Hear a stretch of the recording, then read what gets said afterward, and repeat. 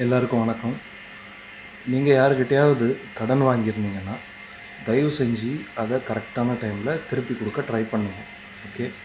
In case உங்களால் கொடுக்க முடியல அப்படின்னா, கரெக்டாக ஃபார் எக்ஸாம்பிள் இப்போ ஒரு 30 டேஸில் நீங்கள் வந்து ஒரு ஆளுக்கிட்ட கடன் வாங்கியிருக்கீங்க, அதை திருப்பி கொடுக்கணுன்னு முயற்சி பண்ணுறீங்க.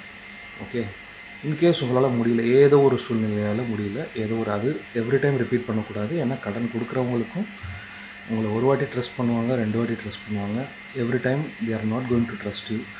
அதே மாதிரி நீங்கள் நினச்சிக்கலாம், நம்ம இப்போ ஒரு ஆளுக்கிட்ட கடன் வாங்கிட்டு அவங்கக்கிட்ட காசு திருப்பி கொடுக்காம இருக்கலாம் அப்படின்னு நினச்சிக்கிட்டு, சரி இன்னொரு ஆள்கிட்ட அதே மாதிரி கடன் வாங்கிட்டு அவங்கள்ட்டையும் அதே மாதிரி பண்ணலாம் அப்படின்னு நீங்கள் தயவு செஞ்சு ஒரு நாள் நினைக்காதீங்க. ஏன்னா உலகம் ரொம்ப சின்னது. உங்களோட கேரக்டர்ஸ் எல்லாமே வந்து இன்னொருத்தவங்க ஈஸியாக ஒருத்தர்கிட்ட ஒருத்தர் கேட்டு ஈஸியாக தெரிஞ்சுக்க நிறைய வாய்ப்புகள் இருக்குது.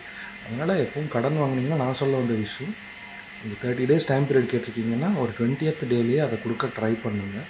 ஓகே. இன்கேஸ் அதுவும் இல்லை, எனக்கு ஒரு 28 டேஸ் ஆகிடுச்சு, இன்னொரு 2 டேஸ் தான் பேலன்ஸ் இருக்குது, அந்த ஆளுக்கு நான் கடன் கொடுத்தே ஆகணும், என்னால் சுத்தமாக முடியல அப்படின்னா, நீங்களாகவே வாண்டடாக ஃபோன் பண்ணி இந்த 30th டே அன்னைக்கு கரெக்டாக ஃபோன் பண்ணி சொல்கிறதுக்கும், ஒரு 3 to 4 டேஸ் இயர்லியராக இது மாதிரி ஒரு சூழ்நிலை இருக்கேன், என்னால் கொடுக்க முடியல, ஜஸ்ட் எனக்கு இன்னொரு 10 டேஸ் எக்ஸ்டெண்ட் பண்ணி கொடுங்க, இல்லை ஒரு 1 வீக் எக்ஸ்டெண்ட் பண்ணி கொடுங்க, நான் அந்த காசை திருப்பி கொடுத்துட்றேன் அப்படின்னு சொல்லிவிட்டு, அதை சொன்ன அந்த 10 டேஸ்லேயோ இல்லை 1 வீக்லேயோ கொடுத்துடணும்.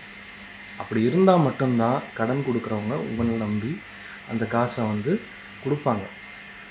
இன்னும் நிறைய பேர் இருக்காங்க, ஃபஸ்ட்டு என்ன பண்ணுவாங்க, இப்போ இன்கேஸ் அவங்களுக்கு ஒரு பெரிய தொகை கடனாக தேவைப்படுது அப்படின்னா, இவங்களோட டெக்னிக் நிறைய பேர் வச்சுருக்காங்க.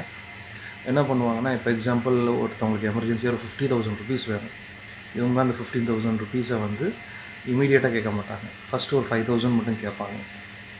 கேட்டுட்டு அந்த காசை கரெக்டான டைமில் திருப்பி கொடுத்துருவாங்க.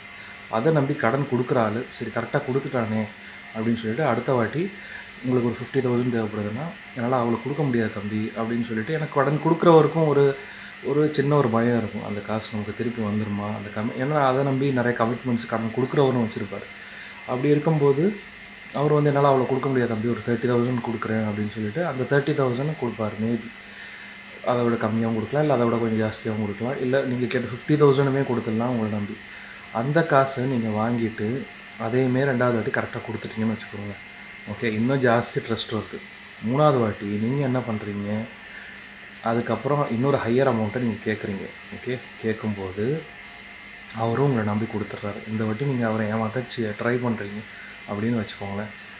அது வந்து முற்றிலும் ஒரு தப்பான விஷயம். ஓகே. இது கடன் கொடுக்குறவங்களுக்கும் ஒரு அட்வைஸு, கடன் வாங்குறவங்களும் இது மாதிரி இருக்கக்கூடாதுங்கிறத நான் ஜஸ்ட்டு உங்களுக்கு தெரியப்படுத்துகிறேன்.